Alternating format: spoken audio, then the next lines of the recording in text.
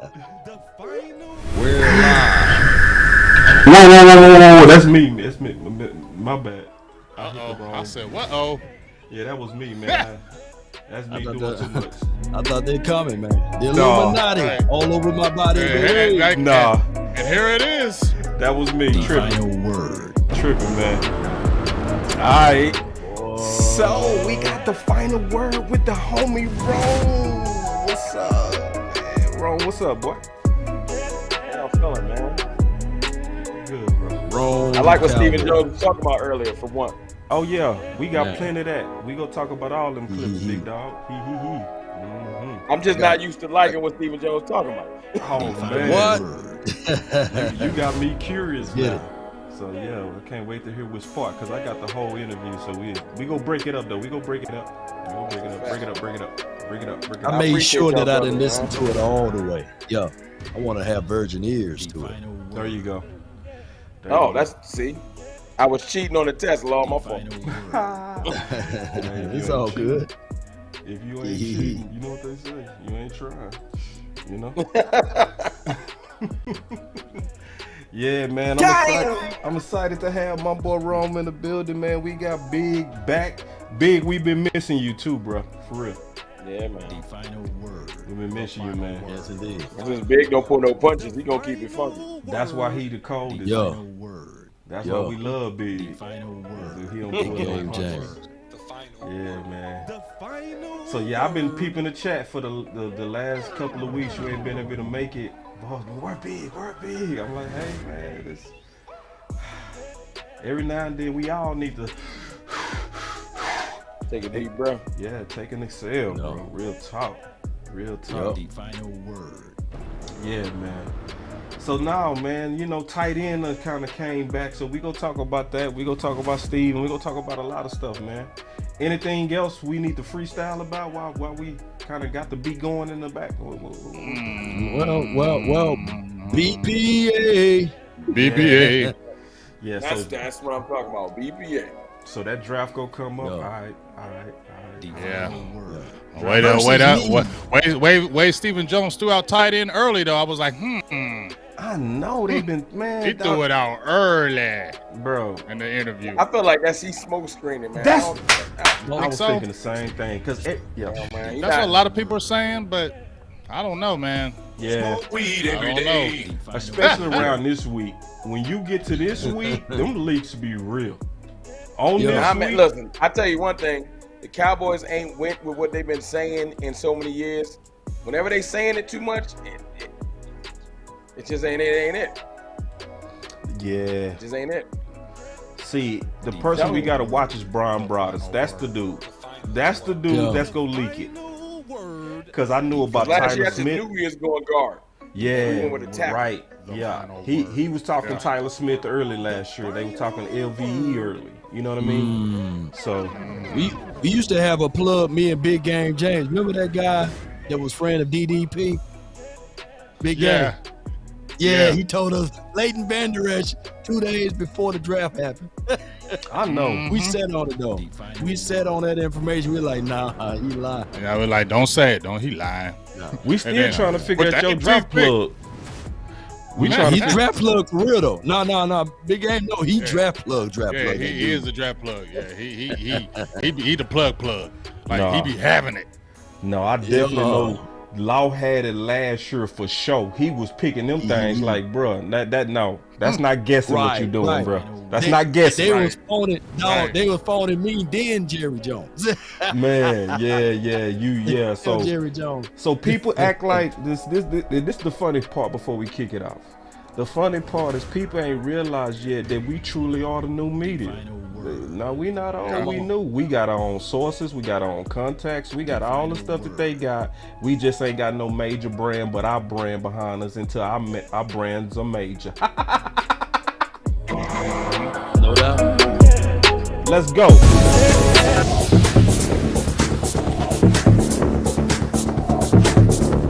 The tunnel, baby. Yeah.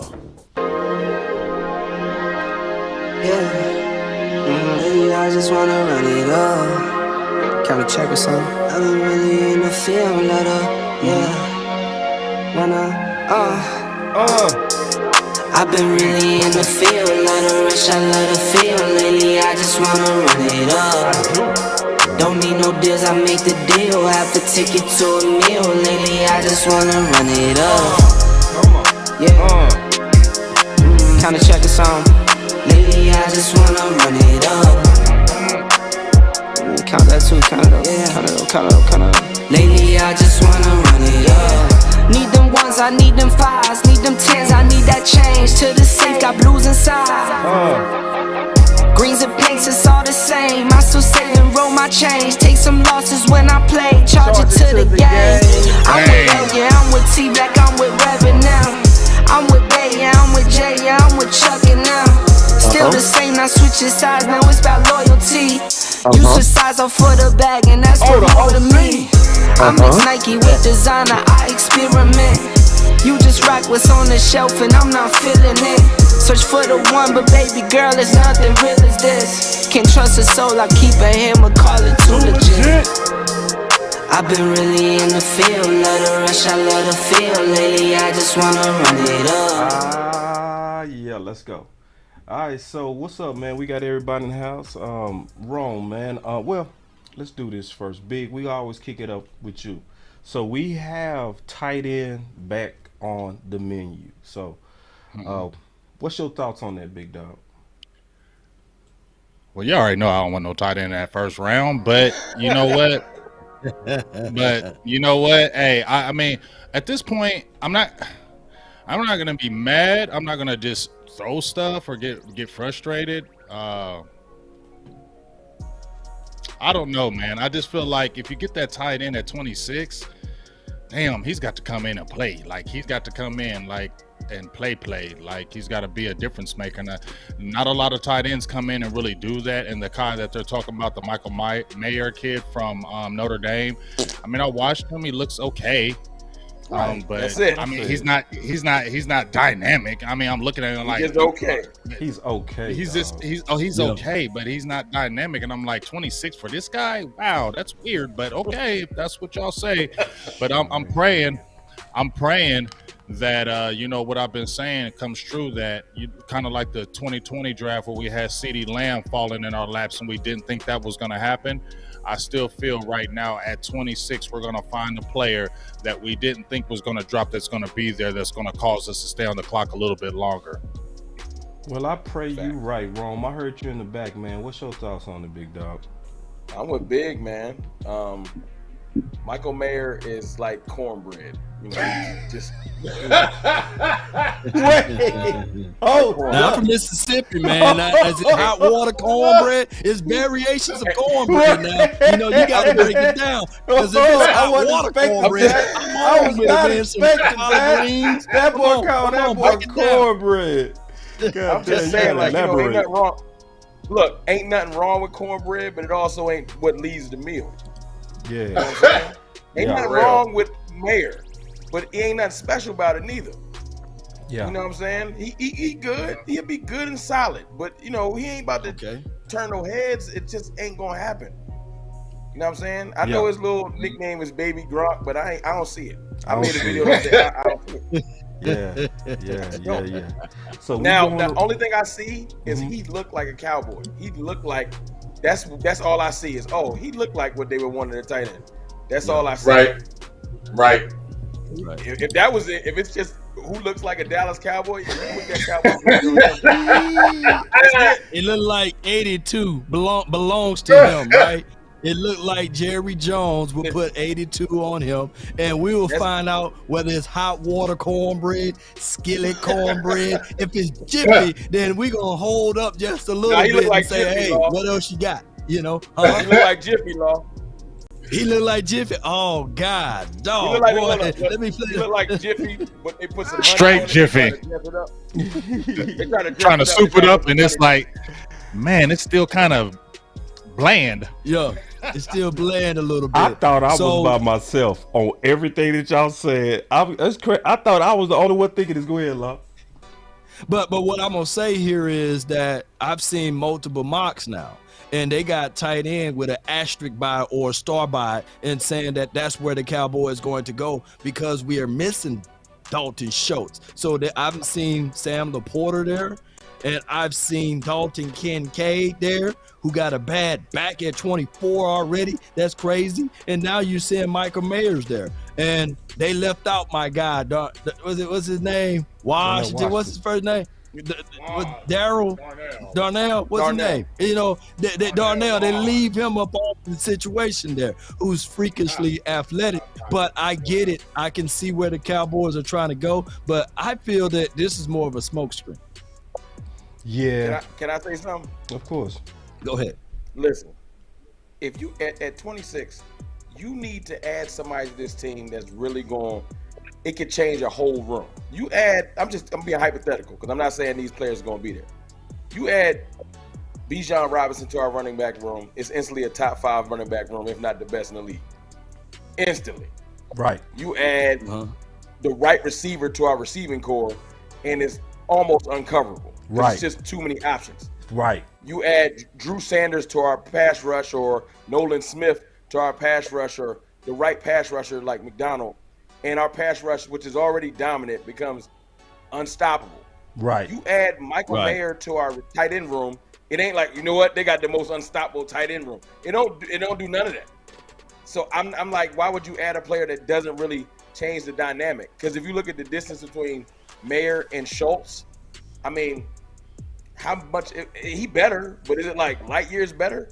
He's not Travis Kelce, so I don't get it. Yeah. I just don't get it. Oh, so you've been quiet, man. What's your thoughts?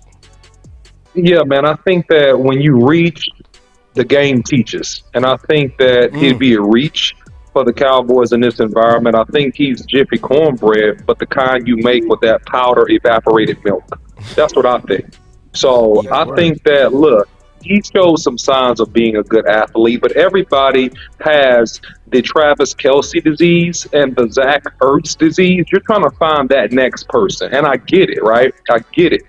But those guys come, very infrequently in the draft. And he's more complete than Dalton Kincaid, no doubt about it, right? But he's not a 4-wide game changer, right?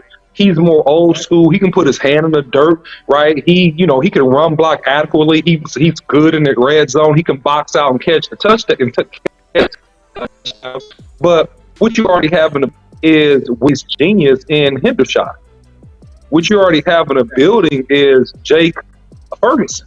Why not develop those two young guys and spend this very valuable draft capital elsewhere? Because it's not a need with those two young guys, can continue to develop those guys and let them rock and roll. And I think the Cowboys will be great at tight end. That's my.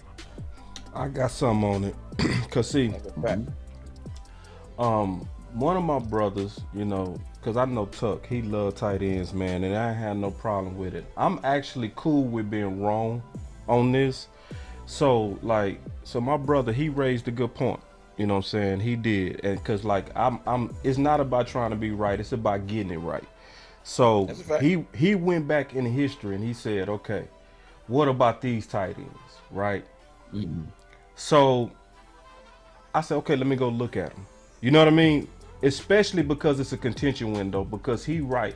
We can't just say all in all that no tight ends work in the first round when there's a history of some working. My thing is this. I want to look at, can they come in now, right? Because we can't deny just all tight ends in the first, right? So some of them dudes he got on the screen ain't no joke though. Oh no, shit, they the truth. But see, this you can't just throw them up there and throw Mayer in there off the humble. But you're right. But look at this. This is year 1 for Greg. 391, 2 touchdowns. I think I know where you're going. Okay. Right. It's the impact. It was your point. You know what I'm saying? So if we go look at Vernon Davis, 265 year 1, 500 year 2, 3 touchdowns. You see what I'm saying? It's like, to your point, the contention window. Because I don't want to be so stuck on not getting a tight end to where I'm closed-minded, but I also want to get the timing right if we do take a tight end. I don't think the timing is now. So even if I look at Dallas Clark, who we know is a dog, look at his first couple of years, 340, 423, 488. The last tight end that came out and banged on yards was Shockey. That's the last one who really came in with 74 receptions as a rookie, 894 yards, and I don't see Shockey in Mayer. I don't. Like Shockey was electric. Can you go back and look at Dallas Clark resume again? Yes, sir. Mm-hmm. Yes, and why you do that, Boss Cow? Shockey was different. And why you? Shockey was different also because they featured him as a number one when he got to New York. This is whoever this tight end is, if you draft him, he's going to be a third at best, probably fourth option. He's not going to be your number one or number two. So for Shockey to get those 74 receptions, when he came out of the rookie, out of the U, he was the man, and he was targeted and treated like a number one to have that level of productivity. So we know that's not going to be the case for anybody that we would draft. Yeah, what was you going to say, Law? Yeah, but if you go and look at Dallas Clark, and we know that they played in a pass-dominant offense there. And the only thing that stood out is 08 and 09. So when the tight end is on the field, it's more of an ancillary piece, but it's also a piece that you can utilize and use to allow others to eat as well. Now, what my guy was saying, the OC was saying that, he's an inline blocker. He'll be your wide tight end. He will be the guy that can take and control the middle of the field. So just like we saw the other numbers for the other tight ends, even Jake Ferguson, we know he had a spoonful of reps, but he was hurt last year. He got hurt in one of the games, right?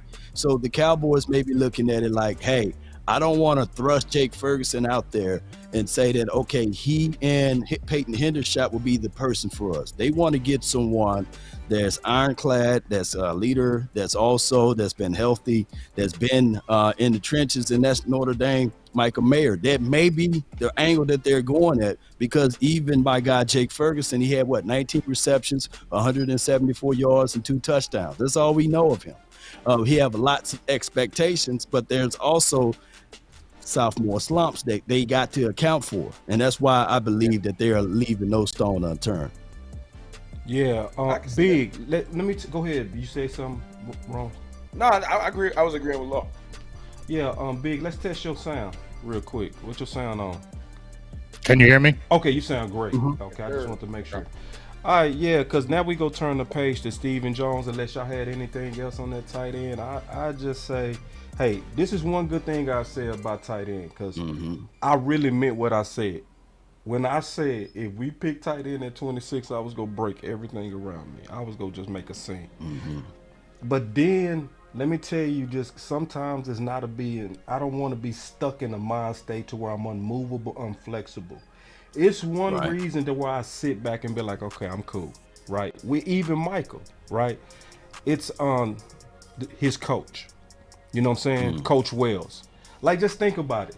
Coach Wells turned Jarwin and Schultz into bona fide dogs. So if you do give him a real first round type of talent, I trust Coach Wells to be able to max it out early. Because even Schultz and Hendershot came in with a lot of swag. That was not normal. It's something about that coach that get them tight ends to play above themselves, you know? So when I came to that realization, I was like, I just, if we get a tight end, I ain't gonna break nothing. I ain't gonna also celebrate like we won a Super Bowl. I'm gonna just wait till the draft is over. And I'm gonna be content with the pick, and we go play ball. What you gonna say, OC? So, boss, basically what you're saying is, as long as they put some honey butter on the cornbread, we straight. Right. And some chicken. I want some chicken in that biscuit. That's it. If you put some meat in there, and London Wells is the meat to me. Yes, indeed. So when you look at this, the OC, what is Michael's ceiling? What is who? Say that one more time, Law. Michael Myers. Yeah, what is this Michael Mayer's ceiling, from your opinion, from your thoughts?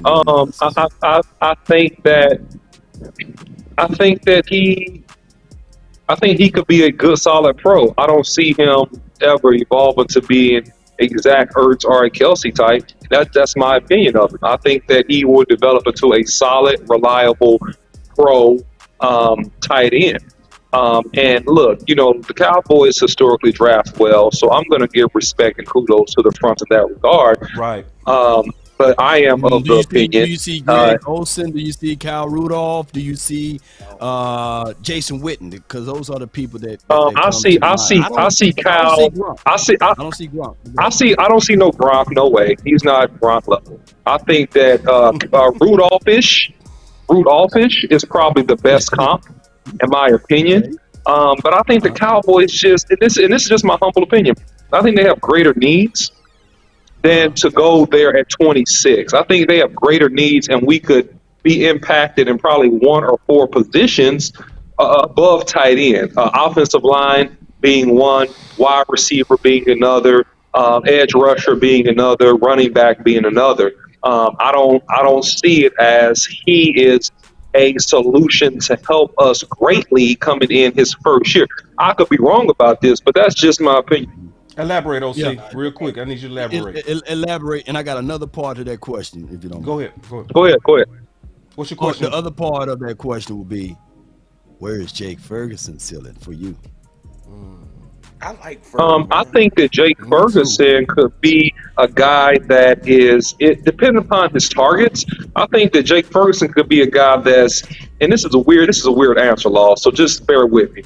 I think he's right underneath Pro Bowl-ish type guy, right? I don't think he's just like a super elite game changer. I think he's one of those guys that's just about good enough to be like a Pro Bowl type guy. But if he gets hot and he gets like a bunch of targets in a year, then yeah, he could make a Pro Bowl. But I think that he's a guy that's like a notch beneath being like a Pro Bowl guy, like it would at his best in terms of what his potential is. That's my opinion of Jake Ferguson.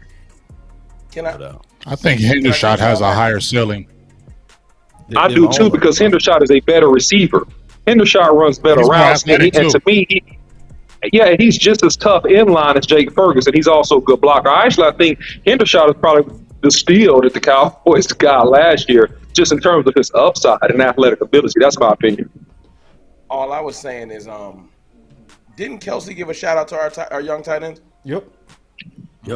Sure did. I mean, look, I ain't saying he's an expert, but he kind of is an expert. Right. Not saying that his blessing is end all be all, but if he says, I see some good things going on with this certain player, I feel like that's something that we should at least respect. As far as like, I can see something with Ferguson. You know what I'm saying? I think that's a big deal. You know what I mean? I don't think that he has no incentive to throw that compliment out there. He didn't have to do that. True that. Yeah. So I would take that and be like, we might have a little something there. If you want to add some depth later in the draft, get another young tight end, I respect it. We got both our young tight ends late in the draft last year.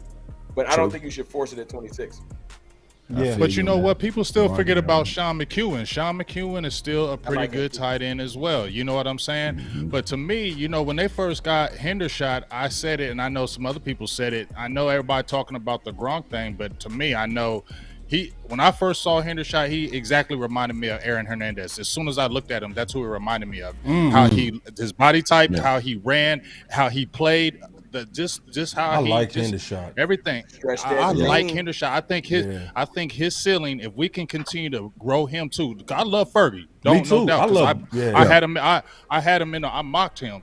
Yeah. But Hendershot, dog, if you can continue to really develop him, he could be that super dog that we like. Like he could be that explosive guy that we really want. Oh, what if he put on a little weight? I'm telling you, he nice. Hendershot gonna be something else. That will be something else, but I just look at it like this, and I'm not going to say what it was, but for context, if he never had that off the field issue, he could probably have been drafted before Jake Ferguson, to be fair. He'd have been gone. Yeah, he would have been gone. But the off field issues in college kind of got him up out of there. So yeah, man, we go ahead with the program, man. No, we good. I got one more thing in theory. I was gonna say a tight end, and we was gonna move on to something else that Stephen Jones was talking about. But I've been thinking about what Mike Marks said. And Mike Marks talked about, to me, the biggest thing he said in the interview wasn't that Dak was better than Hurts. Obviously, I agree with that, right? But the biggest thing that he said was the landscape of the NFL has created smaller linebackers. and that was to counter the Olsens, the Davises, the Wittens. You know what I mean? Because they was exploiting those mismatches, so the league adapted. And I think they were successful at eliminating tight ends for the most part, or making them not as big as a threat as what they used to be. You know, so when I really think about what he said and look at the trend of first round tight ends and you put them together, to me, that's a mix that kind of solves the mystery in my opinion. So yeah, going to something else that Stephen Jones talked about. So we go talk about some of the stuff that he talked about on the fan, and just kind of break it down. So this first part go stand out because it gives us a clue with Tyler Smith. So here we go. When that first day is over, he's gonna certainly have a team, and you never know. Stephen, where is Tyler Smith going to line up this season? What's the plan there? I think that at the end of the day, I think everybody would like to think that he's that we could keep him there at left tackle and have his progression continue, which has, by the way, been just amazing what he accomplished coming from Tulsa and being able to step in after practicing at left guard virtually all through the preseason, and then stepping in for Tyron and playing the left tackle position as a rookie at such a high level. But, at the same time, I know Mike Solari, and, they want the best five guys on the field. And I know here, as we start here yesterday, start to have our guys in here on a more regular basis, that certainly we'll see what that combination looks like. So you don't ever rule anything out. I do know everybody, deep down would love to think that we could continue to play Tyler there at the left tackle spot. But, at the end of the day, Tyler's going to be for that. Tyron was last year, volunteering to move over to right tackle. Certainly we got Steele, who's one of our top offensive linemen. We'll just see how that works out. I don't think we're totally committed to anything just yet, but at the same time, certainly like the thought process of him, being able to continue to grow as a left tackle. OC, we got to kick it off with you, obviously. Yeah, man. I mean, at the end of the day, I think that, he said the truth, right? He actually told the truth. He was honest in that regard, that, hey, we want to see the advancement of Tyler Smith at left tackle. We're going to do what's best for the team. And we don't know how things are going to shake out yet with the draft and also with the health of Tyron Smith. So we're leaving our options open. But we will love to see him stay there and develop. So I just think it was a true statement that he said. And I think he was honest in terms of his feedback. So this is a wait-and-see situation. This all will be determined on two things: what they do in the draft, and also the health and the speed of recovery with Terrence Steele. That, in my opinion, that is the decision in terms of how the Cowboys will play this out with the offensive line. What did you get out of it, Big?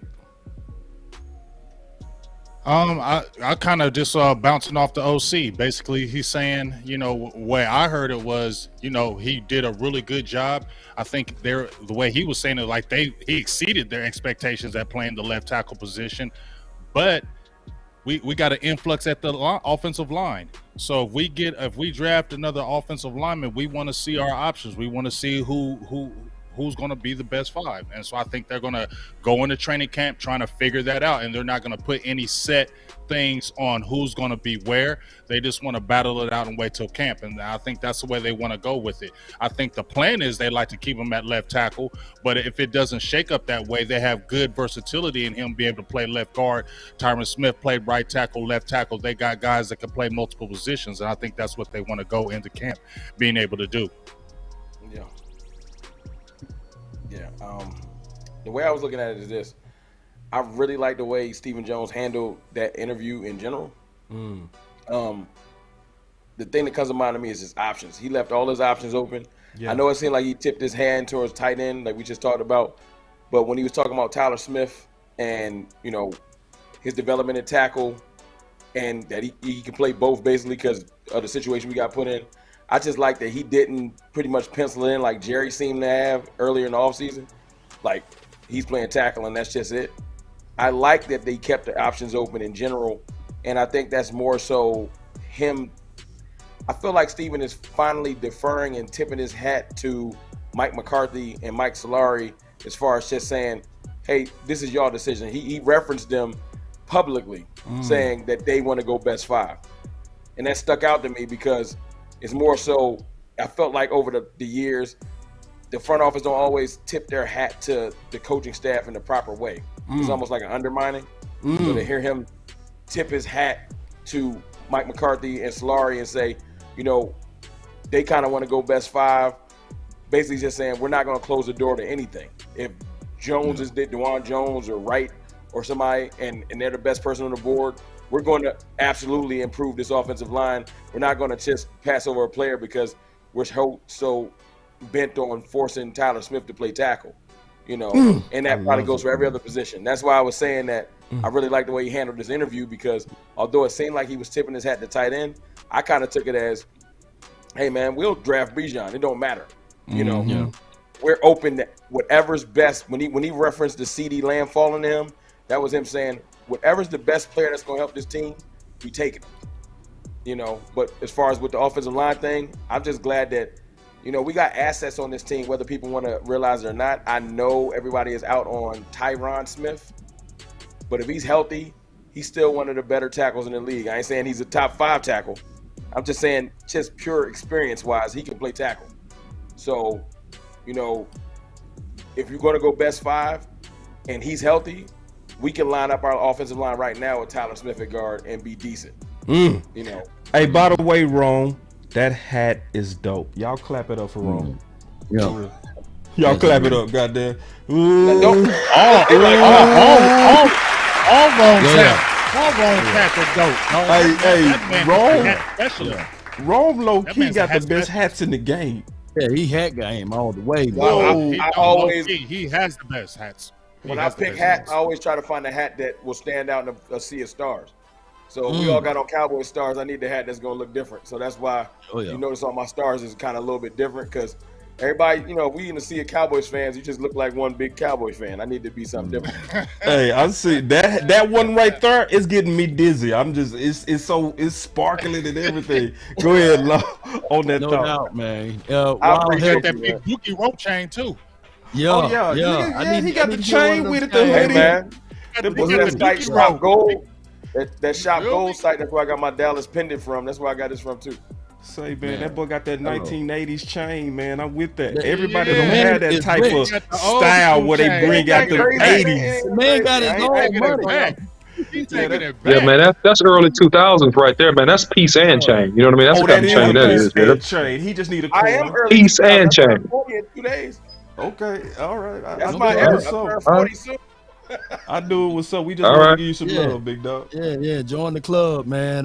Hey, look, speaking of that, no, go ahead, dog. Nah, I was just agreeing with you. No, he said, I'm agreeing with you. I'm fly. I'm agreeing. I'm fly. Yeah. No. I'm saying he said join the club, the 40 club. I'm the 40 club, man. You know. Speaking of that, y'all, Tyron Smith went healthy. In the last 4 years, he only allowed 4 sacks, right? Yeah. So that goes to show you that when he's healthy, he is good. You know. Right. But I like the way Stephen Jones went over all of this. But in actuality, I hated a couple of weeks ago what Coach Marv was saying, that what if, you know, Zach Martin go out, right, and talk about retiring. So that means all five spots are open for the Jones family at 26. And I think I heard you, Boss Cowboy. Yeah. That you said that you wouldn't mind trading up to go get your piece. And can you expound upon that? I know it's off topic, but can you expound upon that? Because that's how much of a need that we have right now for offensive linemen in general. Not saying that we have to draft for needs, but it's the philosophy approach. Go ahead. Man, I'm glad you passed that to me. Right, this is the first year that I've been for moving up. This is the first year. Yeah. and it's because we're in the contention window. That's the main reason I want to move up. And I've been looking at, and then the OC, I finally came around where the OC was telling us that likely we not gonna get a player like a Wright if we sit there. Darnell Wright. Yeah. We not gonna get no way. Darnell Wrights. So No way. and I think it's not just Darnell Wright. I think we got some opportunities to go after about 4 of those tackles / guards, right? And with a contention window, I'm only thinking about pieces that's gonna put us over the hump.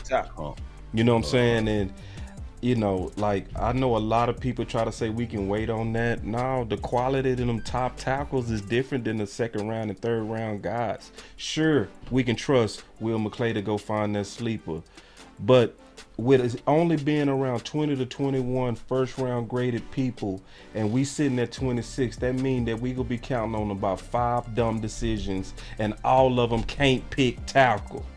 So that basically tells you that you have to move up at least to 20 or 21, in my opinion, and sit there. Because if you sitting there, you got a better chance of being able to nab you a Wright, you know, or a Jones, a Broderick Jones, or something like that. That'll be a perfect plug and play. That'll take our offensive line to the next level. And to finish off what I'm saying, Lau, the other reason why I definitely want us to move up, because offensive line, it accomplishes too much. See, because a lot of people, like, I heard people say stuff like, how many, do y'all want everybody to be first rounders? Yeah. yeah. And the reason being because where do we get our best franchise return on investment? How many gold jackets we go keep drafting when we go there and then say, I'm opposed to going there, you know? That's and right. Then on top of that, we really won more away from being like a number 1 or top 2 offensive line, you know? And we know we gonna have a committee of running backs. You know, we already know that. Give those guys the best chance to be successful by being aggressive for offensive linemen. That's the main reasons I want to move up, Lau. Boss. And let me jump in and say something really quick if it's okay. No, it's cool, Rome. I'll be quick. So, I mean, to your point, Boss Cowboy, at the end of the day, man, I'm of the persuasion the Cowboys should move up even higher than 21. I really think if you want to get a guy like Wright or Broderick Thomas, you need to get to 17, 18. Yeah. You need to be in that range to get those guys. Because what happens is if you look at the pattern in the NFL and you look at the top teams that make it to the semifinals and make it to the Super Bowl, they all have really, really good offensive line. The Super Bowl championship, Kansas City Chiefs, obviously, and our NFC East, the dominant offensive line, the juggernaut offensive line, the Philadelphia Eagles, even looking at the San Francisco 49ers, okay? All right, so 2 out of the 3 teams with what I would say is the best offensive lines, they play in our conference.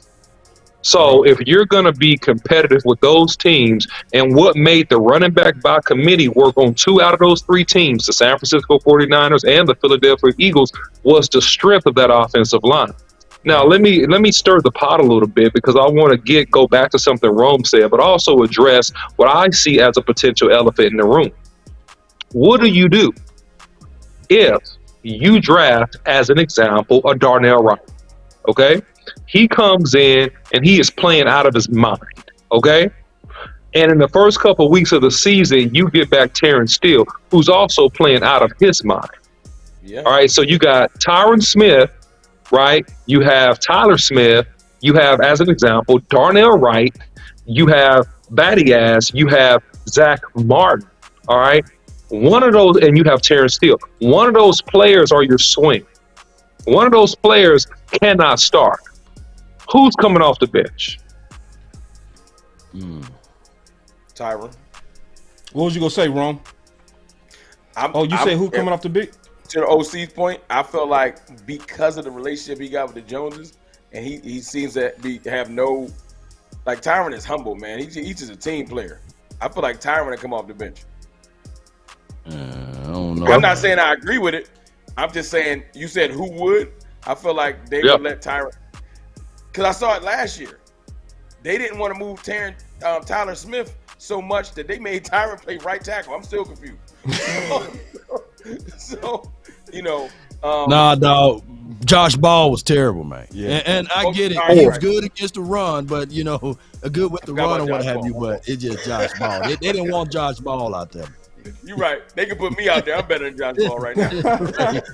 Josh Ball's still growing. Hey, I got something I want to play for y'all since we on this top subject real quick. We'll keep talking. Check this out. Talk about protection a lot. I mean, Tyron Smith coming back and just where Terrence Steele is and his return and how you envision, because you have three pretty good top, how you envision. Yeah, we've been talking about that, and it's hey, get your your five most veterans on the field at the same time. I mean that's a very fair outlook, but how you train those positions, because you're definitely 17 games it's a long year, and we haven't had the 5 linemen with consecutive starts my time here. You have to pay attention to those statistics. They're real. We've lived that the last 3 years. So with that, we need to train that way. So we're going to have position flex with some of our players. Some of our young guys need to take the next big step, and I think they definitely will. Lesko and Ball, and so I think Matt Farniak's in there every day. So these young guys need to elevate, and hopefully we'll continue to add to that room too. So position flex will be important, because ideally I'd love to line up. I mean, I tell you this all the time. Just you look at the statistics of an offensive line that has consecutive starts, it directly equates to winning football games. The lineup. I mean, I tell you this all the time. Just you look at the statistics of an offensive line that has consecutive starts, it directly equates to winning football games. I mean, I tell you this all the time. Just you look at the statistics of an offensive line that has consecutive starts, it directly equates to winning football games. I mean, I tell you this all the time. Just you look at the statistics of an offensive line that has consecutive starts, it directly equates to winning football games.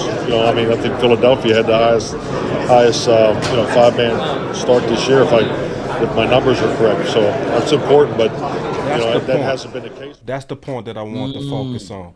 That's also another reason to move up. You trying to solidify your line, because like he said, one of the biggest predictors of your wins is the team that have the most solid and committed offensive line. I'm just keeping it real, bro. Everything says be aggressive, in my opinion. And I've been thinking of you, Big. I've been thinking of you, bro. I've been really thinking about you, because you've been hammering on aggression and the lack thereof. You know what I mean?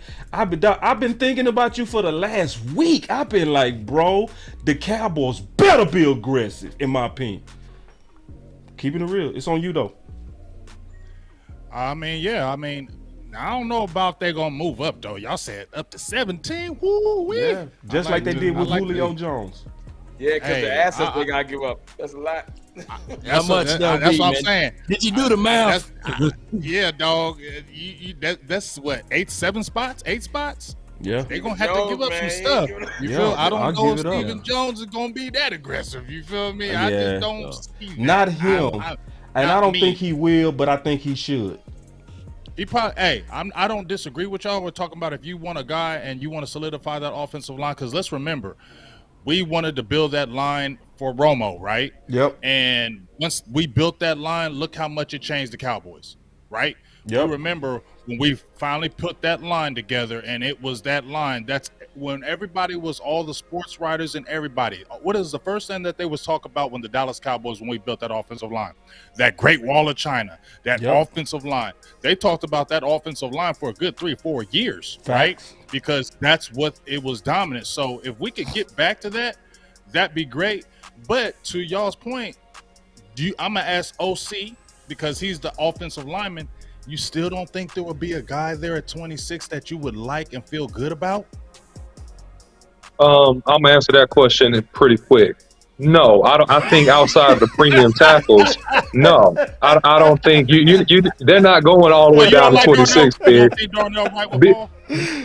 No, Darnell Wright is not going to fall, man. It's put it like this: anything can happen in the first round of the draft. There are runs on different positions, right? But I think that at the end of the day, man, you have Gronkowski out of Northwestern, you have Paris Johnson. They'll go 1 or 2 or 2-on-1, depending upon, which team likes the one the best. After that, it's clearly Broderick Jones. And after that, is right. So when those first two dominoes fall, and I've been saying this a while, when those first two dominoes fall, they're going to get Broderick Jones or Darnell Wright off the board, whoever they have rated as their, top third tackle. And then the last premium pick, in my opinion, will be off the table shortly thereafter. And that's probably going to happen probably between 8 and 20. So you're going to have to go another 7-8 picks and let the other premium offensive linemen survive with all the teams that need good offensive linemen. I just think it's unlikely, Big. That's my opinion. Hey, this is what I think. I can see them being aggressive, but it ain't going to be for offensive line. Y'all know who they're going to get aggressive for.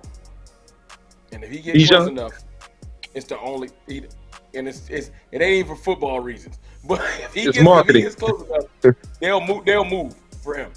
Within 5 spots, they'll move for him.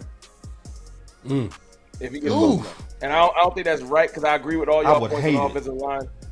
I'm telling you, but can you see it? I can see it, but I would hate it. If he get close enough, if he get past Philly and he get to like 20, I can see them being like, hey man, we'll give up a pick for that. Just because I know, we halfway a team about what can this do for our marketing, No doubt. And if Bijan get close enough, they'll give a pick up for him. Because at the end of the day, it ain't like last year. We not about to have 6 rookies start. So they'll give up an asset to go get a player they feel like is going to change things. And I don't know if the smart move would be offensive line, but I don't think that would be their move up target. I feel like it would be Bijan. You heard Dak give Bijan them glowing reviews. He did. He did. He gave glowing reviews about Bijan. What? Well, here's my thoughts. Here's my thoughts. They said that Bijan is like LaDainian Tomlinson. They said that he's like Saquon Barkley. If he's like those guys, then why? Imagine a world that LaDainian Tomlinson falls to the 26th spot. Imagine a world that Saquon Barkley falls to the 26th spot. So all of those things can't be true, right? Somewhere there's a lie within the confines of people tape review. Now, granted, I know that people can do mock drafts or what have you and have him to the 26th spot, but logically, if he is one of those guys, LaDainian Tomlinson, I think he was drafted 5th overall, right? Even if he's Adrian Peterson, who was drafted 7th overall, I don't see him being in those type of tiers or what have you as running back. But if he falls to the 26th spot, then you scoop him up regardless of the situation. But are we overanalyzing the tackle / guard situation? What if, and I know that you guys did further homework on Anton Harrison. What if Anton Harrison is there at 26? And what if you get a developmental guy like Mafi and with the 90th pick? I love would it. That work with that? Would Hell you yeah, work I would with that? love Double that. dip? Would you double dip with this? I would take that all day, especially if you're talking about both. Go ahead, OC. I'm pretty sure you had something on that. No, man. I mean, no, I'm going to be short on this one just so you guys can get after it. No, I mean, I think that Anton Harrison is a great developmental pick because he got sweet feet. He has probably the best feet in the draft outside of Paris Johnson and from a tackle perspective, and he can be an elite pass protector. And so that's why you look at him if he's at 26. He could really be a lockdown pass protector because of the quickness of his feet. He's just got to clean up some things and he got to add some strength. And that's the thing I've said about him. Now, you could just go all out if you're the Cowboys and you could commit to guard. And if you commit to guard and you draft a pure guard, right? It's Moffitt there. You got my guy out of Florida there. You got, those would probably be my top 2 guys that, hey, you could go ahead and go all out and guard. So if you double dip there, I mean, it's going to just strengthen you. But that also means that somebody getting cut, probably Josh Ball. Go ahead. He getting cut regardless. Well, I will say ain't nobody mad probably so. Getting cut. I love that combination. Probably so. I love that combination that you said, Law. I know some of y'all go cry when I say this, but I wouldn't even be mad that Matthew Bergeron at 26. I wouldn't. Wait a minute. Now. I wouldn't be mad. Bergeron could be there at 58 though. I know. But Yeah, he's a second What rounder. about Steve Avila? Everybody was talking about him. Don't nobody talk about him now? Nah, not after me. Not at 26. I don't want to. I don't want to. No, I'm not talking at like, 26. I'm saying if you could get him in the second round. This is why I'm saying Matthew Yeah, I take him Bergeron. at 58. This is why I'm saying Matthew Bergeron. And see, I don't want to get too caught up in where they're graded. I wanna look at, are they the right player? You know what I mean? And he'll be likely one of the last maulers left for 26. Like, well, not last maulers, but one of the last tackle / guard, potential bottom of the first, top of the second, or mid of the second type guy. Once you get there, I ain't trying to hear nothing about no reach, because pretty much everybody by then gonna have some flaw anyway.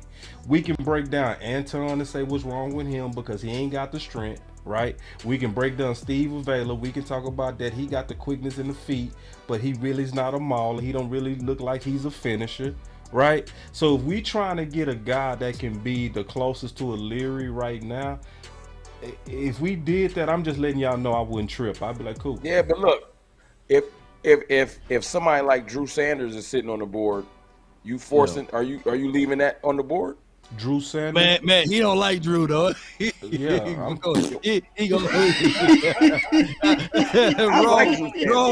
Rome, now you done open up some fire over here. Hey, look, my guy boss don't like Drew, man. I like Drew. And Drew. I like Drew. I just don't like Drew at 26. I like Drew.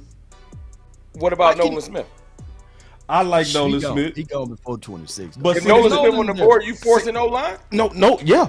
And let me tell you why. We went through this. No, hear me out. I'm gonna make the case. So you got some different things you can draft for the future. We talked about this, right? Or contention window. So if you get a Nolan Smith, my question is, what is gonna be rotational reps with him? Because likely he gonna be less than even what Sam Williams was last year. So I don't really see that moving us over the hump. As good as he is, I just don't see that being a hump pick. I think a hump pick would be, and then also what's likely gonna happen, like Gibbs. Well, Gibbs would be nice, but you know what? I'm gonna tell you what I really think gonna happen. This is what I really think gonna happen. I'm gonna be honest with you. I listen to Stephen Jones. Stephen Jones sound like he not moving up. Let me show y'all something real quick. Let me go to the clip that's gonna show y'all that he is likely not moving up. Hold on real quick. I think receiver gonna be sitting right there. I really think we gonna be in line to get my boy. That we think I'm telling you, there's going to be a pick at 26. There's going to be some picks at 26. Yeah, I think it's going to be some rule receivers. Positions out, especially early. Like, for example, I know y'all are set at quarterback, but like if one of the highly vaunted quarterbacks fell all the way down to 26, do you make exceptions where you're like, we just don't need that? Or are you like, best player available is best player available? Yeah, you don't ever rule anything out. And, certainly people may say, well, you didn't take that guy. I mean, we have, varying views as all teams do on the grades we put on the quarterback. Certainly you see and you read, with the mock drafts, and certainly, people in the media are guys with, personnel backgrounds, but not everybody looks at through the same lens. And certainly we're no different. We have certainly quarterbacks in this draft that are rated high. We certainly have some that are rated high that we don't have as high. So all that is, at the end of the day is how you perceive that particular player. But no, we would never just rule out a position in terms of getting a great player. If we had a high first round grade and he falls down to 26, certainly big time in play, if not a slam dunk that would happen. Usually when you're picking 26, I think typically we have, anywhere, around 15 to 16 players in our first round. Some years a few more. We'll see where we end up here. We're not finished yet, but, a guy with a first round grade down there at 26 is going to be blinking at us. God dog, how many times he gonna say at 26? That sound like he ain't moving up. He said 26 like 80 times. We're at 26, somebody sitting there, come down to us to 26. If we got somebody blinking at 26, yeah, when you got the right player, I'm like, God, we ain't moving up. We ain't moving. What was their reason when they drafted, was it Frederick? Did they move back, or was it Zach Martin? Was it Frederick, right, when they moved back, right? What was the explanation they gave? Do y'all remember? I remember the thing with Frederick. I remember them saying that they felt like they had to get Frederick because they got wiped out. I remember that. They got wiped out, and they was like, we got to get him because we need center, and we need to go ahead and get him. And they got him to the point to where he even said that he was a reach. That's what I'm saying. In my opinion, I don't care about where people are graded. In my opinion, it's more so, do you think this is your guy? And I think a Matthew Bergeron could be your guy to go inside and play left guard way better than he could play left tackle. You know what I'm saying? But I would trust his mentality to play inside from what I saw on tape. That's just me. But then also, if Matthew Bergeron's sitting there, I'd be cool with moving down because I think you could get him later. So anyway, that's just my thoughts on that. You already said it, boss. They gonna go get Johnston. I'm telling you. You think so? Quentin Johnston. No I question. think so too. Yeah, I think it's gonna be a receiver. Yeah. The tea leaves are He gonna fit too. He gonna fit. I'd be cool with it. Yeah. That one, I don't know why people don't like Johnson. Like, what's up? That's exactly why he gonna be there. I like Johnson a lot. I like so I'm like, what Johnson do? I like him a lot. Or Zay Flowers. If Zay Flowers is there. Yeah. I'm almost certain one of them receivers gonna be there. He got a little hype. He gonna be going probably. See, because I think the run on tackles is gonna push down in receivers. I'm almost certain that's gonna happen. Yeah, I think Gibbs and Bijan will go. The tackles will go, and Quentin Johnston will be right there for us. Yep. Everybody gonna be. You think two running backs going in the first round, Ron? I feel like Gibbs will go because Gibbs got quietly just as much hype as Bijan. It's just ain't publicized. I can see that.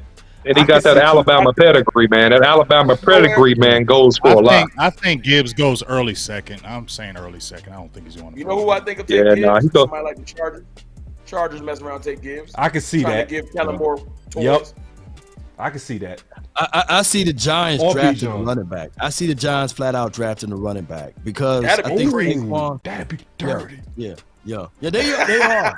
Saquon ain't signing that $10 million franchise tag. He's not signing that. Why not? Why he ain't gonna sign it? He gonna get fined. Well, nah, he's free. He gonna sign it. Yes, he will. He can't get fined. Don't tell me he's not gonna sign it. Yes, he is going to sign it. They all sign it. Tell me who ain't never signed that franchise.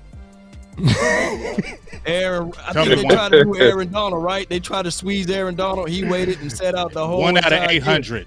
Yeah, they all are signing, or they getting fined, or it's getting rescinded. They signing that tag. I got to piss in y'all yogurt now. You hope y'all ready for this. Oh, here we go. Yeah, you know I got me some Fort juice. Y'all already know, bro. Oh, man. I wouldn't be being myself. Oh, man, I'm over here sipping Kool-Aid. Here you go. I'm sorry, bro. We got some Fort juice. Oh, my God. We do. I know you hate that noise. Law be always looking at it. I know, bro, but I got to give y'all the Fort juice, bro, unfortunately. What's available when you pick and what you'd like to see there. So, as I said, you just don't see a lot of those guys who do both. It's rare. Talk with Stephen Jones, and we've talked with you a lot in the past about how involved you are in the cap and everything, and I've always been fascinated by that. Is it logical to assume that you have to kind of track like what just happened with Jalen Hurts and his deal and maybe Burrow and Herbert? Is it just logical that you have to track those kind of deals because they might impact future talks with Dak? Absolutely. I mean, that's true at any position. I mean, you're always very cognizant, of what people are being paid in our league, and especially at the top when you have guys not only like Dak, but you have players like CeeDee Lamb and Diggs. Certainly we were going through that situation with Donovan Wilson as a safety when we were trying to get him signed. You really want to keep up, with what guys are making up, what they get paid out there. And certainly in a salary cap era, you understand where those numbers are, and, you got to make those type of decisions. Certainly we made a decision with Tony Pollard not to expose him and pay him the franchise tag. There's a lot of thought that goes into that. Certainly think the world of Tony, and at some point would like to hope that we could get him signed to a long-term deal, but all those are things that are on our radar. Well, we appreciate the time very much. And all right, so the reason big why psych, you ain't signing no long-term deal. and then obviously the reason why I call that fart is because he's saying he keeping an eye on Jalen Hurts. Like, who didn't know Jalen Hurts was coming? Everybody and their mama knew that he was coming. You know what I mean? And you jacked up Dak Prescott's price. It was $35,000. $35,000 cash money. No, I get $35,000 plus one, right? The one I gave. No, you gave me six, though, right? It was one. I had one. It was six, and it's $35,000 plus one plus six leaves seven. $35,000 and seven, right? Fucker, can you buy that? Can you buy that? That's classic. See, that's classic. So you got to be of a certain age to know what that is. That? Yeah, man. So, that's why you my boy Big. Yeah. So like, so that's the he mentioned two things. He mentioned Tony Pollard, and then he also mentioned Dak. So Tony Pollard, especially looking at where the running back market is, we can all honestly say in hindsight that's a ball drop. And then looking at how the price just went up on Dak because he let Hurts get in front of him. It's just, that's the only thing about the interview that just kind of had me like, what's your and that's the second time, man. That's the second time because that happened with Jared Goff and Carson Wentz. Remember, they was going back and forth. Exactly. And then when those two boys got their bag, we were like, Yep. That got to get north of what those two got. Right. And when you think about it, the Eagles were very smart. I know we got a few Cowboy fans that don't want to hear this, but they were very smart with this to jump in front of Dak. Joe Burrow. And Burrow, right. Because here's the reason why. Think about it. Hurts only got this one good season with the how many yards? 3,000 yards, 22 to 23 touchdowns. Yeah. I'm not counting the running touchdowns, by the way. But you got to look at all of that. And Joe Burrow count, they can look at it like, nah, we got more than 1 year. You know what I'm saying? We got multiple years that you can stand upon and look at far as from a stat aspect of it. Plus, our quarterback took their team to the Super Bowl and lost two, you know. So that bag was going to be super big for Joe Burrow. So the Eagles did right for going ahead and paying his brother. The only thing that I can say that Hurts won at far as the overall contract all the way was being the no trade clause, right? That's the only thing that we can look back at and say, all right, hey, if Hurts laid an egg over there like like the Eagles tend to do, then it could be a situation that they can't get rid of Jalen Hurts because we're gonna say point to it where it hurts. But collectively, the Eagles in the next 2 years, he's only going to count $5 million against the cap, and he is so far the highest paid quarterback in NFL history. Ain't that crazy? That's a money trick, though, Law. I've been researching that for a break day. it down. That's a money trick. And I'll send you the stuff that I But they paid him more bonus. It's this magical word called cash flow, and that's what I'm trying to get the breakdown on. You know what I'm saying? Basically, it's the signing bonus money. It's upfront money. It's what your owner's willing to pay for out of pocket. It's all contingent upon the owner. It ain't got nothing to do with the cap. Because if the owner's it's all about how much faith the owner has in the quarterback. Jeffrey Lurie just pretty much said, I got complete faith in Jalen Hurts. I'm willing. What the cap hit says $6 million. But his new money over the next 2 years is like 60 to 70 million. Jesus. So he's going to get, it's kind of like, it's all about perception. This is best way I could put it. If the media loves you, when your deal hits, they're going to report he's only $6 million against the cap, and out the side of their neck they're going to say, but he's the highest paid player in NFL history, which doesn't make logical sense. But when Dak Prescott got his deal 2 years ago, and they gave him $75 million up front, they reported on that to make it look like a negative to say, the Cowboys' cap is ruined. When in all actuality, if you go back and look at that deal, his cap hit was $19 million, but the media didn't want to talk about that. Right. So man, you breaking it down. That's fact. Oh no, I've been researching it all day. I got a video coming. I got plug. Dak Prescott's cap Good plug. Great plug. $19 million, I believe. Jalen Hurts' cap hit is only $6 million, but they're leaving out all of that extra money he about to get up front. They don't want to talk about that because it doesn't make it look like Howie Roseman is a wizard because he got friends in the media. The media don't love the Cowboys unless it's negative because it's good for business. So it's fun to say Dak Prescott's first check is $75 million in 1 year. What are they going to do?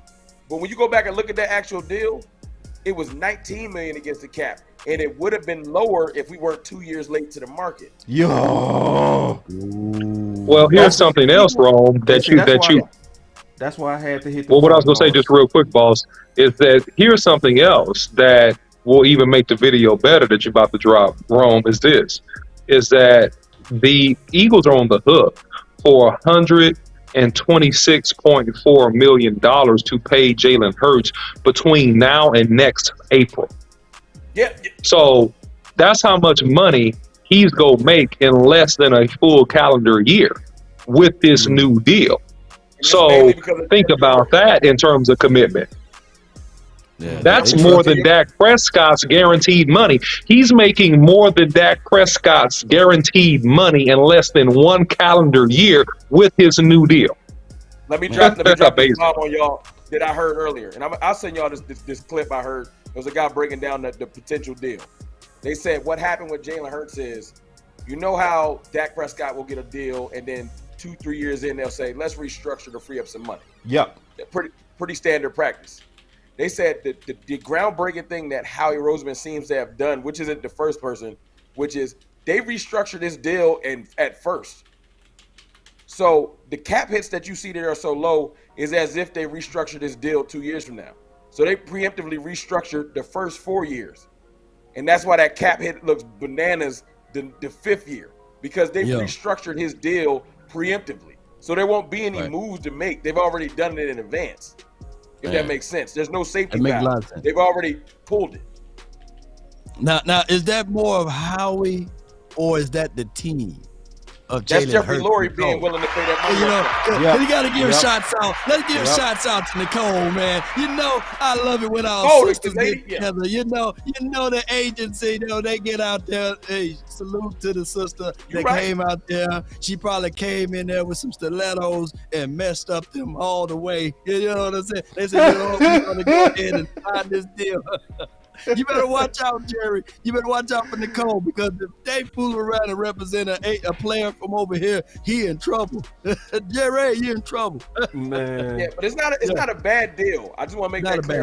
It's a great deal. That's why I hit that fart noise. It's not a bad deal. I know y'all hate the noise, but when you think about how we let them get in front of us and we raised our own price and they showed all kind of faith in him, this made me think of what Big said, bro.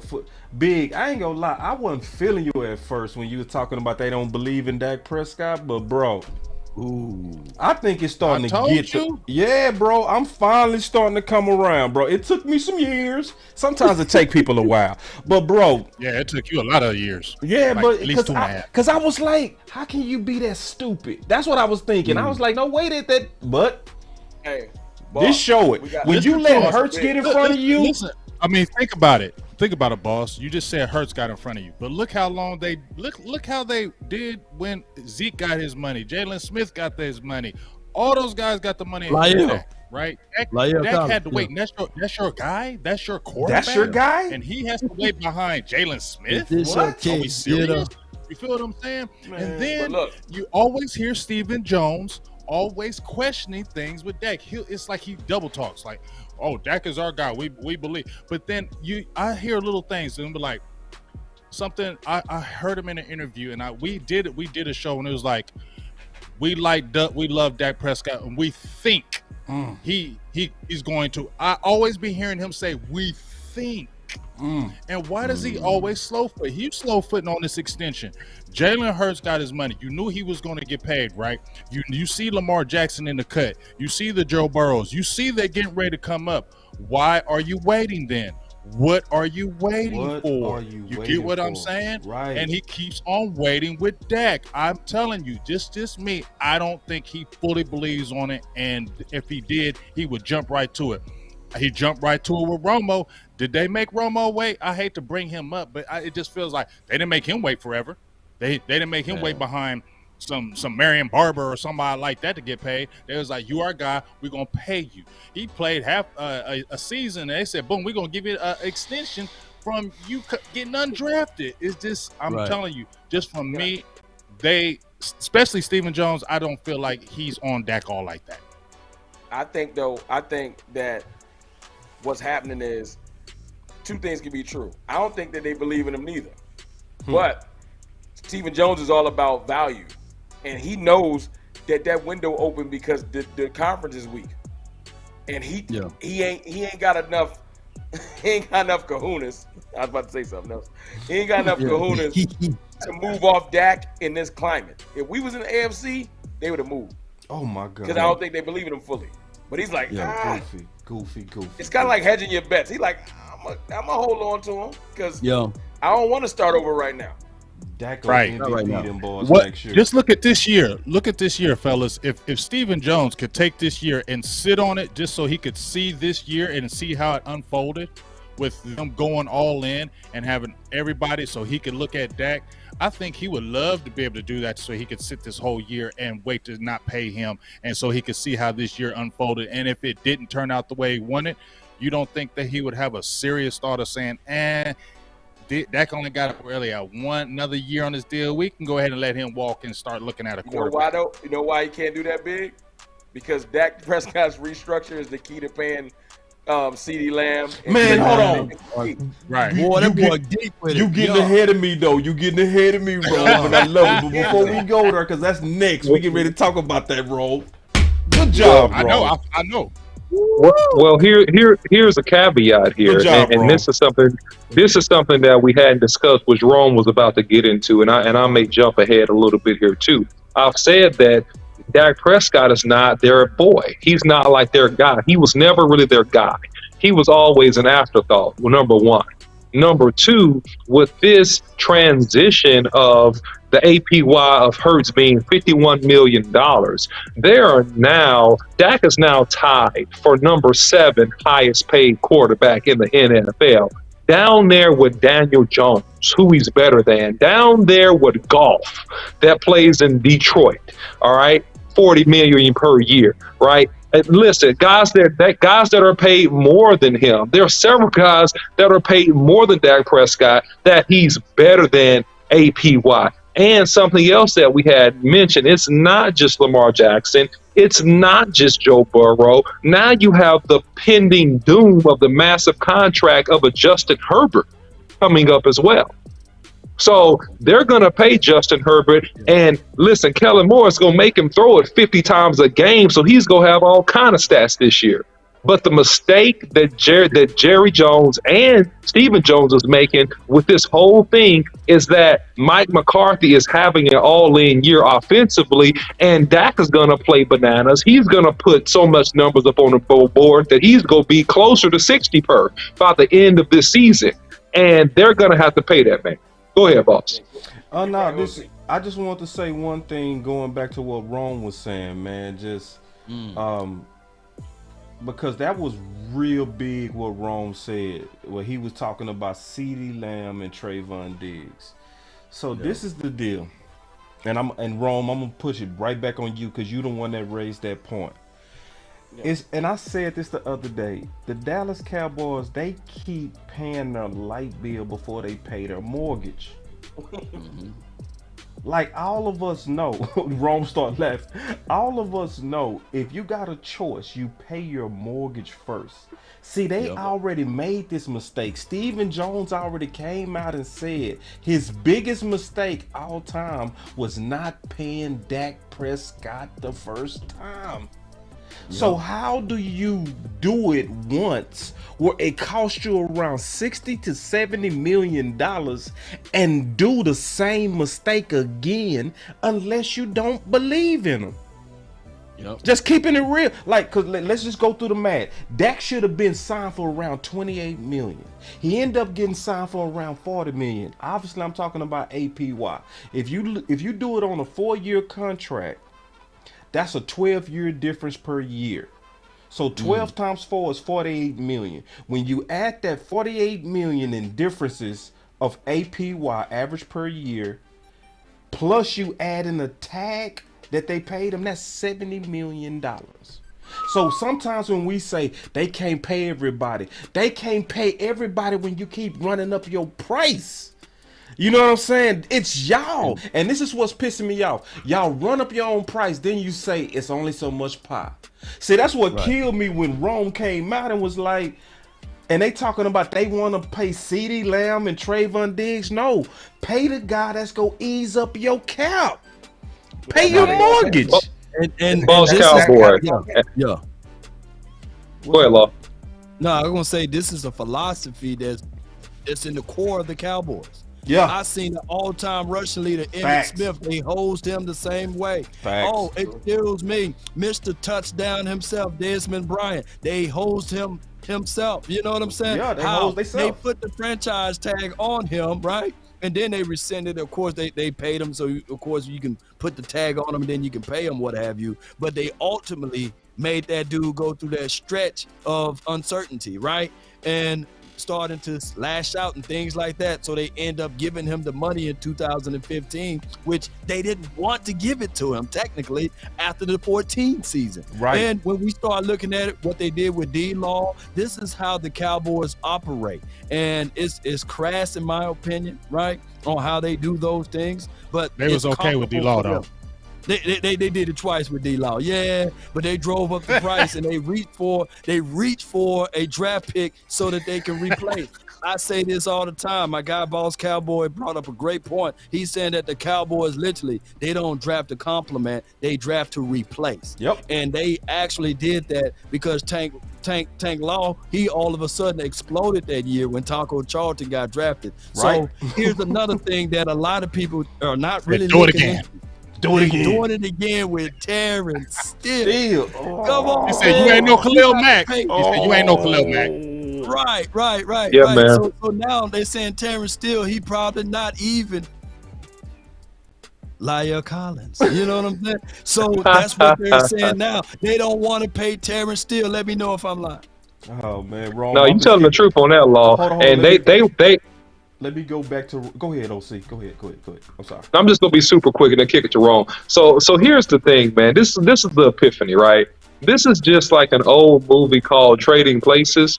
Remember that movie with Eddie Murphy where he traded places and got access to millions of dollars? Then one of the guys they brought up in the firm, they kicked out, and they had $1 million bet about who would thrive and who would survive. $1. Oh, it was a dollar. Right. Bet. I'm sorry, $1. I'm sorry. Yeah. It was a $1 bet, right? This is an old bet of trading places. I think in the Jones household, they keep on betting against Dak Prescott. So they bet against him on his rookie contract when they subbed everybody out and let him have to win that New York Giants game with no tackles, no running back, no nothing. He won that game. They bet against Dak Prescott again the year before. The year before they had to pay him by just basically doing this. Well, no, before that, doing the wide receiver by committee. Then they were the laughing stock of the NFL, and then they brought in Amari Cooper. Then they took away Amari Cooper, betting against him again. And so now they're betting against Dak Prescott again on a proven year with Mike McCarthy, and it's just a bad bet, and they keep losing, and they go continue to lose. Sorry about that. Go ahead, Ron. Man, Jesus, man. Well, God, dog, we need to clip that segment. I want to ask a question, though. If they extend Dak, right, or give him an extension, does that keep him with his original deal, or does that change his contract? It's new money. Because it's new money. Now, does his no trade clause go away if he does an extension? No. He gonna keep that trade clause. Keeping that no trade He clause. goes into a new deal. If they don't offer that no trade clause, he'll play out this contract and leave. He's not giving them that. He's not giving them that no trade clause. And also he got a rule. I'm He got a saying. rule on his contract with no franchise tag too. My partner say right here, he say Dak letting it go up. No, he not. Because let me tell you why he not doing that. It's never on them bars. Dak is first letting his agent doing. Because I'm going to ask y'all a question. Do y'all want to get paid today or do y'all want to get paid next week from your job? Today. Right. Yeah. Yeah, it ain't no. These boys ain't sitting back like, pay me later. I'm gonna try to see if the market go up. No, I want my money now. You know what I'm saying? Any way possible, Dak and France coming a little bit under market? No. Ain't no way. So? It could. They could. Cowboys, hell no. Hold on. Let me. They could, but France if they do, I'm not talking about like drastic. I'm talking about like a little bit. 49 million. I'm straight. Let me. Like, is it possible? I'm gonna tell you why I think it's impossible. The only way it would be possible would be Dak, but with agents, the way that they recruit new talent, in my opinion, well, not my opinion, this is how it works. The way that they recruit new talent is being able to get that market setting headline. So, like Todd Fresness, in my opinion, would look like a pure fool. A pure fool. If you are the agent of Dak Prescott, right? And this is why. If you come in team friendly and you the agent of Dak Prescott, and I'm another agent, I'm gonna kill you. Like, in terms of, if anybody if I'm battling for a client, right? I'm gonna say they couldn't even get Dak paid. What you mean? What's the why? But he got him paid. That's my only reason I'm saying. This is what I mean by that. It's more so how much money the Cowboys are getting from Dak. See, we always talk about he got to take us to an NFC championship and all that kind of stuff. It's not about that when it comes to them agents. Them agents go in there and say how many endorsement dollars you getting, how many jersey sales you getting. That's they go look at would he come in a little bit under because of the machine that is Dak Prescott. Yeah, the agent ain't gonna do it. I wouldn't do it. If I'm the agent, I'm like, nah, bro, because I gotta recruit new talent. I'm not gonna go out here and say I was friendly to you. Micah? Don't Ty got Micah? What you mean? Michael Park. No, he Michael signed on the CAA. He's signed on the CAA. Because Bijan and Micah have the same agent. Oh, okay. But here's the truth of it. These owners don't like two things. They don't like, three things actually. They don't like what the Cleveland Browns done did, drive up the price. They don't like that. They don't like players representing themselves like Lamar Jackson done. That's against code, right? And the agent themselves, they got codes that they got to live by. They can't just go up in there and go below market value. Just like if somebody in his house in his neighborhood, sell their house below market value, everybody in the neighborhood gonna be looking at them like, hey, what's going on? Then they will intercede and say, hey, we'll buy it for you. You know what I'm saying? Before you sell it at that low of a price. So it's always codes into this thing. And I believe that Dak Prescott is gonna get paid whatever the market value is. He's not going to take lower. Real quick. Think Jones is going to try and undercut him because of like they always trying to undercut. They always trying to undercut. They do that with every. Hey, but real quick, we got to take a light break. Everybody likes down. We got to get them likes up. Like, let's take a quick. I'm trying to throw that bomb out there. Yeah. Everybody, let's take hit that like button, man. Yeah, let's take a just quick second to hit that like button. Shame. We'll give y'all a second to get them likes caught up. Shame. Likes way down. Yeah. Y'all hit that like button, man. Now, if I was Dak, I probably would be team friendly though. I would.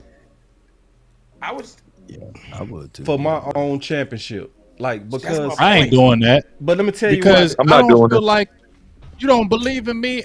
If you don't believe in me, why the hell I'm gonna take a team friendly deal? Give me my money. Give me my money. Because you don't believe in me. And guess what? Dak ain't friendly with them Joneses. Dak don't kick it with them Joneses. He don't rock with them. He don't go traveling. He don't rock with them. So you think if he went through all that to get that type of contract, now I'm gonna come team friendly? Hell to the no. What if it's like a little bit team friendly? Just $5 million or something? They wanted to be just $1 million. That's how silly they are. For that being said, my guy, Rogue, when they were paying Dak Prescott when Rico Gathers was getting more money than Dak Prescott? Oh my God! Did they go out there? Did they go out there and added players for him? They Did they do go that, out you're there right. and do anything? They literally said that we don't need the Honey Badger. We got Xavier Woods who gonna be the next Honey Badger. You know, and Honey Badger tweeted out back at them. He said, "Even with my 2 reconstructed knees, I'm better than any DB on your team." Hey, thank you for Regina said she hit the like on all of our channels. That's what I'm talking about. Thank you, Regina. Yeah. That's what I'm talking about. Regina, that's dope. I think you right, Law. You 100% right. More than likely, if he came in team friendly, that money just going in Micah's pocket at some point. Like, it ain't going to no new players. Yeah. So you're right. Right. Hey, I hate man. to say, like, not that your point is bad. I'm just saying, like, you know the team in and out, and you're right. They're not gonna do what I would want them to do with the money. So I guess it's pointless. All right, so let's get into our final words. I'll kick it off. We're about a week away from the draft. My book is finished. I'm putting the final touches on it right now. Y'all give me a hand. Oh yeah, I got you, dog. Thank you, Lord. Thank you. Thank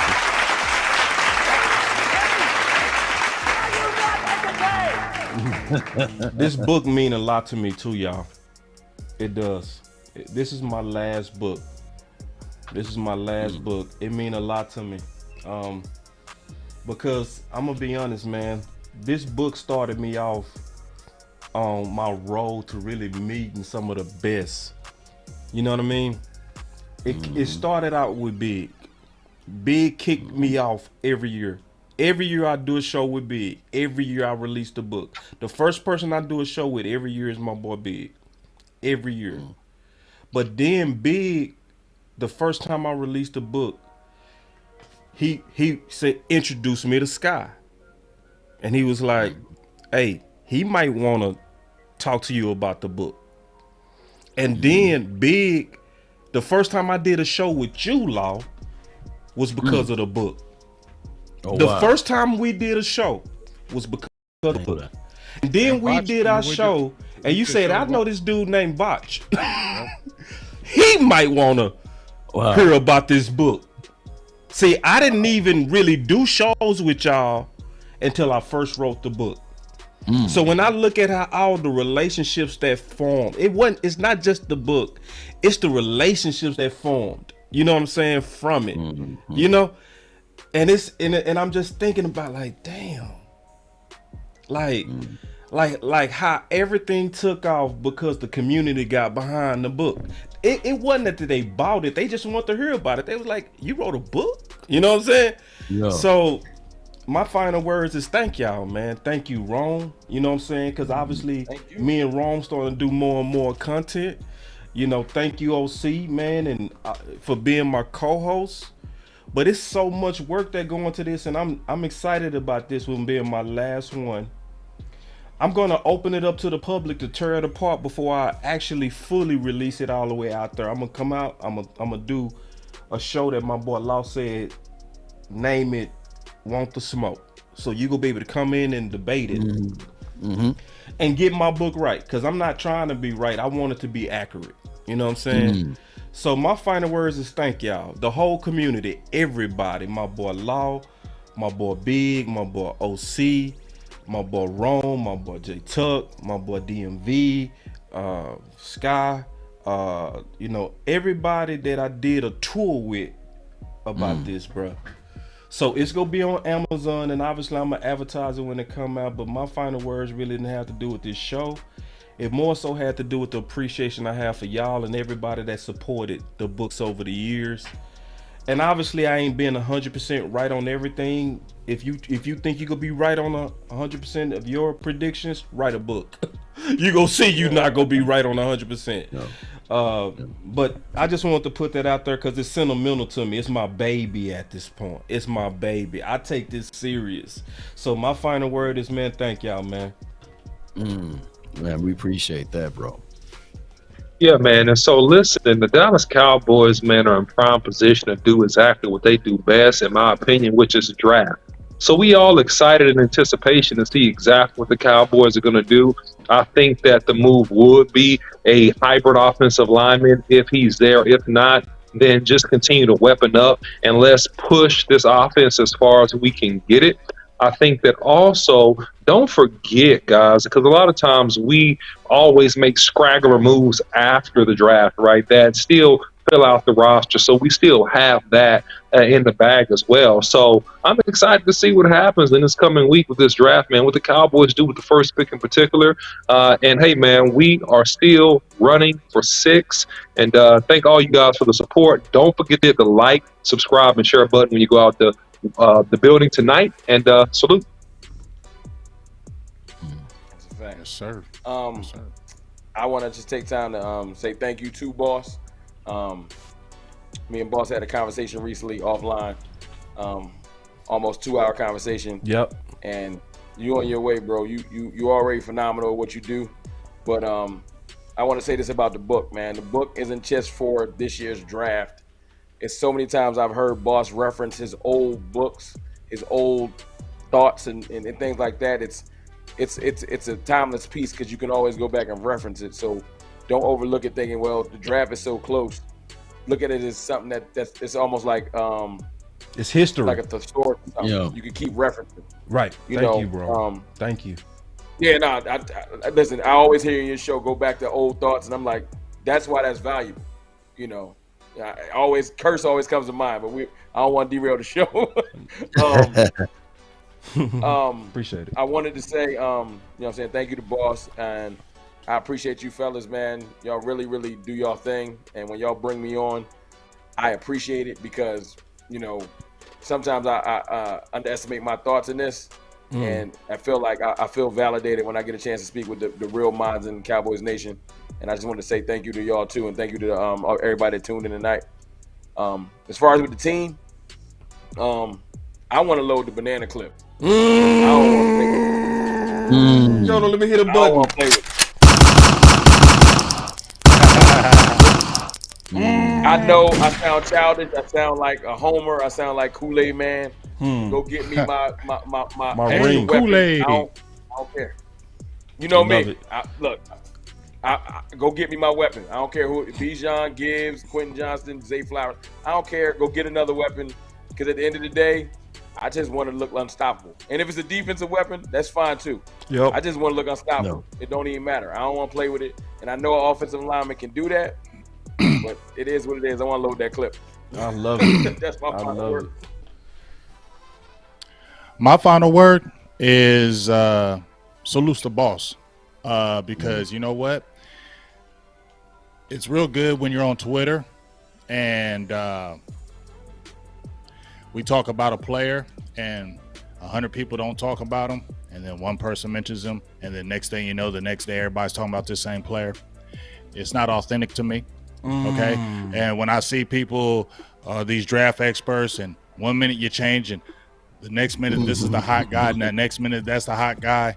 But when you write a book, that's putting your chest, that's putting your reputation, putting your chest, that's putting everything on the line. That's real. Because see, it sounds all good when you talk about it, but you can switch.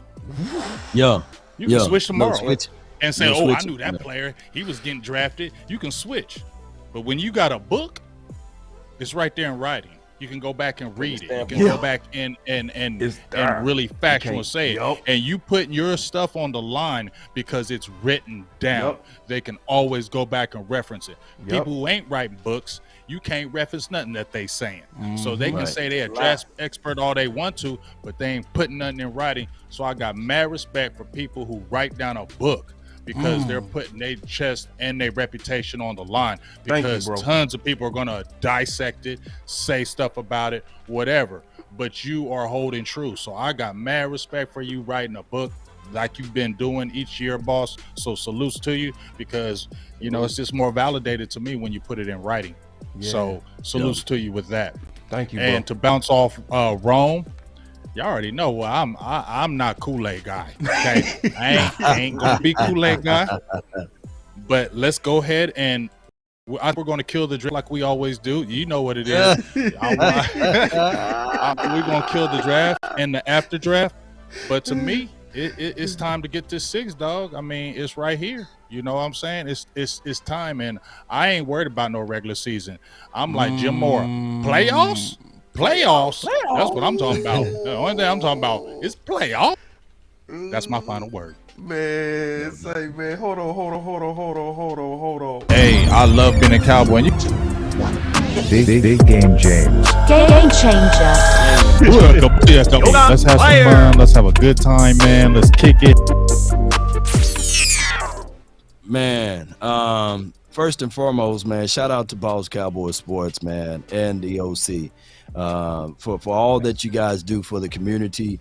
And my mom always said, and my father, he said, measure man not by his words, but by his actions, right? And as I grew older, I realized they pulled that from a book. So I know that there's something that someone will be able to pull from your book. And speaking of that, what I want to do from the bottom of my heart, I want to buy 7 of them, and we're going to give them out to the nation, because 7 is completion, right? And since this is your last season doing the book, which I don't want you to be the last season for doing the book, man. But if we win the Super Bowl and you got doggone stop doing that book, I'm coming for you, boss. I'm coming for you. I said, hey, he's the reason why, you know. But neither here nor there, man. Hey, boss, man, continue to do your thing, man. Continue to be the voice for the voiceless, right? Yeah. What's your saying over there? Your voice matters, right? Yep. Your voice matters, and that's what I like to expound upon with your content. You give it from a different angle, right? Yep. And it may have some shades of conspiracy, but I love it because it opens you up to a whole nother philosophy and a thought track. When you said, dog, when I look at this thing, I go black. I said, man, what do this dude mean when he's talking about going black? This man must be out of his mind. But no, boss will find a heel, and he will stand on it because he trusts his eyes. He don't listen to the 4-letter, the 3-letter network, or what's popular. He will go left when they say go right. He'll go right when they say go left. So, hey, when you did your own homework and you can stand on it and refuse to move from it, from the aspect of knowing that you know, but also have the mindset to, hey, I will change my thoughts if you provide the evidence. Right. But don't give me the wee-woo. Right. So you always said the wee-woo before the wee-woo drop. You know what I'm saying? Yeah. So, hey, I really, really, really appreciate you, man.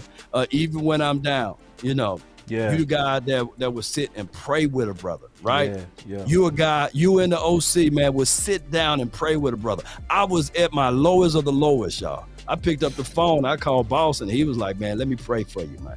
Don't y'all know that's deeper. That's deeper than anything. He was one of the first people to congratulate me, man, before I even got to 100K, because he said, man, I motivated him. Don't y'all know what that do for me? You know what I'm saying? That's facts too. We going through some real life stuff. Yep. And a lot of people don't know the reason why somebody do something, right? So what Boss Cowboy Sports, as well as Big Game James, as well as my guy, the OC, and Rome, man, I really appreciate y'all, man, for helping me out. Because y'all may say, man, Law, you grinding, you always grinding. But don't nobody know the why. And it's not for the fame. It's not for the fortune. God had blessed me abundantly, baby. Yeah. If I show you my check, you'd be like, yeah, God blessing you. So I'm not out here doing it for the fame. Nope. And I'm not out here trying to do it for the views. For anybody who says that, they must don't know me. And y'all would know. My mom, when I was at 6,000 to 7,000 views, right? 7,000 subscribers. And I was saying, baby, I don't have to do this. I don't have to talk about the Cowboys. And she said, son, keep going. Keep going. Keep pushing. And y'all don't know, man. My mama's got cancer. Oh, damn. And she said, continue to go. I want you to continue to do your goal. So the 100,000 was for her, not for anybody out there for the views. So if anybody say I'm doing it for the fame or doing it for the fortune or I'm doing it for the views, they don't know Law. They don't know her. They don't know who I am. And that's why I continue to grind. Not for the fame, not for the fortune. God has already blessed me abundantly. That's been my time. Man, say, That's bro, what's this up. dude got, man, I can't even handle it Y'all don't no know, more, man. bro. Yeah. That's what's up. 3, 2, 1, drop it. And remember, Thank you, Law. you're listening to nothing but the best. Let's go. My boy said flashiness is why Dallas still chasing 6. I knew why you was going after that 100K, Law. And thank you for achieving it. For us and your mom. That's for That was mom, powerful, man. man. For your mom. Mom. And I knew you always was grinding for it. I always knew, because I remember that story. I didn't mean to get back into it, because that was the final word, but that was just a moment. I'm over here wiping my eyes, bro. I don't even want to show it. Nah, that's real. That was I'm real. over wiping my eyes, bro. Hey, shoot, Real talk. I'm over here trying to get it together. But hey, man, I really appreciate everybody, man. We out. Much love. We got the draft show coming Thursday. It's gonna be the last one until we go into another season. And we gonna be back next week, man. Much love. Go. Appreciate y'all, man. One love. Appreciate you, dog. We all y'all. Real. Ron, we gotta get you back though, bro. Maybe I just wanna run it up. Kinda check or something. I've been really in the field, let up.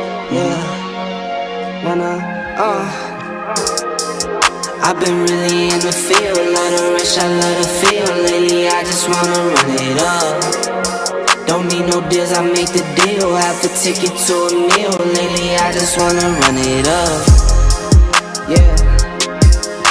Kinda check or something. Lately I just wanna run it up. Count that too, count it up, count it up. Lately I just wanna run it up. Need them ones, I need them fives, need them tens, I need that change. To the safe, got blues inside.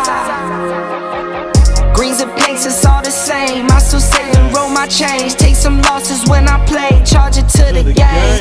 I'm with L, yeah, I'm with T Black, I'm with Reverend now. I'm with Bay, yeah, I'm with Jay, yeah, I'm with Chuck and now. Still the same, not switching sides, now it's about loyalty. You switch sides off for the bag, and that's worth more to me. I mix Nike with designer, I experiment. You just rock what's on the shelf, and I'm not feeling it. Search for the one, but baby girl, it's nothing real as this. Can't trust a soul, I keep a hammer, call it too legit. I've been really in the field, let her rush, I let her feel. Lately I just wanna run it up.